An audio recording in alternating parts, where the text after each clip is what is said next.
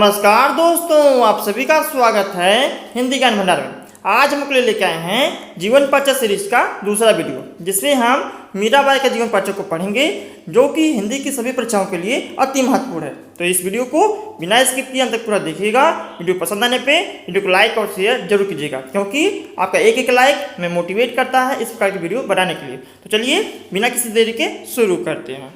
हाँ, तो देखिए, पहले हम मीराबाई का जीवन परिचय देखने से पहले उनके जीवन से संबंधित कुछ महत्वपूर्ण बिंदु को देख लेते हैं। जैसे उनका जन्म हुआ था 1498 ईस्वी में। जन्म स्थान कहाँ पे है?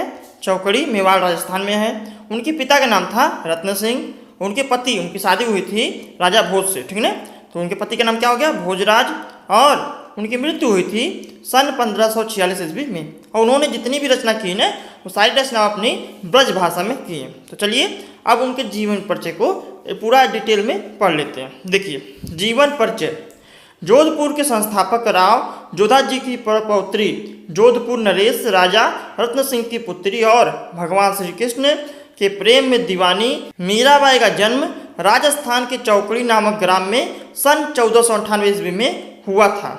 बचपन में ही माता का निधन हो जाने के कारण ये अपने पितामह राव दूधा जी के पास रहती थी और प्रारंभिक शिक्षा भी उन्हीं के पास रहकर प्राप्त की। राव दूधा जी बड़े ही धार्मिक और उदार प्रवृत्ति के थे, जिनका प्रभाव मीरा के जीवन पर पूर्ण रूपेण पड़ा। 8 वर्ष की मीरा ने कब श्री कृष्ण को पति रूप में स्वीकार कर लिया, यह बात कोई नहीं जान सका। इनका विवाह चित्तौड़ के महाराजा राणासांगा के ज्येष्ठ पुत्र भोजराज के साथ हुआ। विवाह के कुछ वर्ष बाद ही मीरा विधवा हो गई। अब तो इनका सारा समय श्री कृष्ण भक्ति में ही बीतने लगा। मीरा श्री कृष्ण को अपना प्रियतम मानकर उनके विरह में पद गाती और साधु संतों के साथ कीर्तन एवं नृत्य करती। चलिए आगे देख लेते हैं। इनके इस प्रकार के व्यवहार ने परिवार के लोगों को रुष्ट कर दिया। मतलब कि एक राजा के परिवार से थी और घूम घूम के नाचती थी, लोगों के साथ गाना गाती थी, कीर्तन करती थी। तो इससे लोग, उनके जो परिवार वाले थे ना, बहुत रुष्ट हो गए, बहुत दुखित हो गए और उन्होंने मीरा की हत्या करने का कई बार असफल प्रयास किया। मतलब प्रयास किए लेकिन वो सफल नहीं हुआ। अंत में राणा के दुर्व्यवहार से दुखी होकर मीरा वृंदावन चली गई। राणा कौन थे? राणा उनके ससुर थे, ठीक है ना। राणासांगा के पुत्र से इन्हीं की शादी हुई थी। तो जब वो दुर्व्यवहार करने लगी इनके साथ, तो ऊंच नीच बोलने लगी, इनके साथ अच्छा व्यवहार नहीं करने लगे, तो दुखी हो गई कि भैया ये क्या कर रहे हैं लोग, चलिए अब यहाँ से छोड़ के ही चला जाए। और छोड़ के कहाँ चली गई? वृंदावन चली गई। उसके बाद क्या हुआ? मीरा की कीर्ति से प्रभावित होकर राणा ने अपने भूल पर पश्चाताप किया और इन्हें वापस बुलाने के लिए कई संदेश भेजे, परंतु मीरा सदा के लिए सांसारिक बंधनों को छोड़ चुकी थी। कहा जाता है कि मीरा एक पद की पंक्ति हरि तुम हरो जन की पीर गाते गाते भगवान श्री कृष्ण की मूर्ति में विलीन हो गई थी। मीरा की मृत्यु द्वारका में सन 1546 ईस्वी के आसपास हुई, ठीक है। अब साहित्यिक सेवाएं। इन्होंने साहित्य के लिए क्या क्या किया? साहित्यिक सेवाएं। मीरा के काव्य का मुख्य स्वर कृष्ण भक्ति है। कृष्ण की भक्ति थी, तो जो भी पद गाती थी कृष्ण की भक्ति में गाती थी। इनके काव्य में इनके हृदय की सरलता तथा निश्चलता स्पष्ट रूप से प्रकट होती है। इनकी भक्ति साधना ही इनकी काव्य साधना है। दाम्पत्य प्रेम के रूप में व्यक्त इनके संपूर्ण काव्य है। इनके हृदय में मधुर भाव गीत बनकर बाहर उमड़ पड़े। विरह की स्थिति में इनके वेदनापूर्ण गीत अत्यंत हृदय स्पर्शी बन पड़े हैं।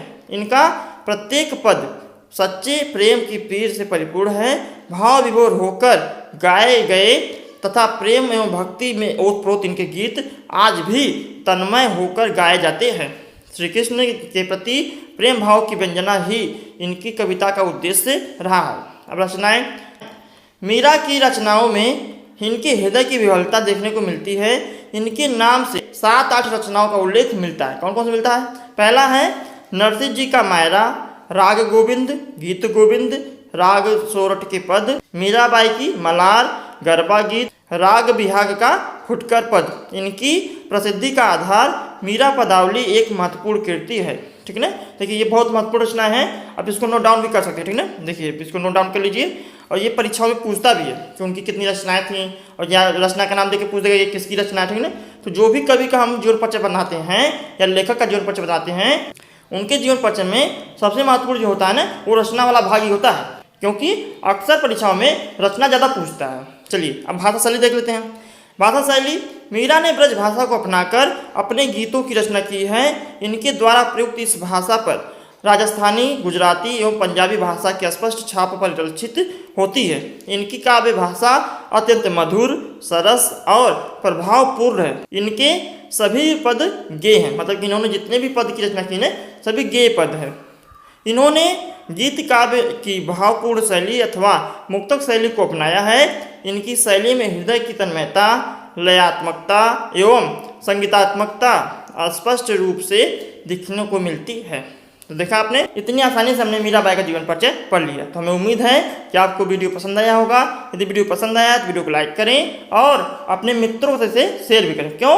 क्योंकि ज्ञान बांटने से ज्ञान बढ़ता है। और हमारे सभी अपडेट को पाने के लिए हमारे चैनल हिंदी ज्ञान भंडार को सब्सक्राइब करके बेल आइकन दबाना न भूलें। और हाँ, यदि आपको हमारी PDF चाहिए ना, PDF पाने के लिए हमारे टेलीग्राम चैनल हिंदी ज्ञान भंडार को ज्वाइन कर सकते हैं, जो कि बिल्कुल निःशुल्क है। तो मिलते हैं नए वीडियो में नए टॉपिक के साथ। तब तक के लिए धन्यवाद। Thanks for watching.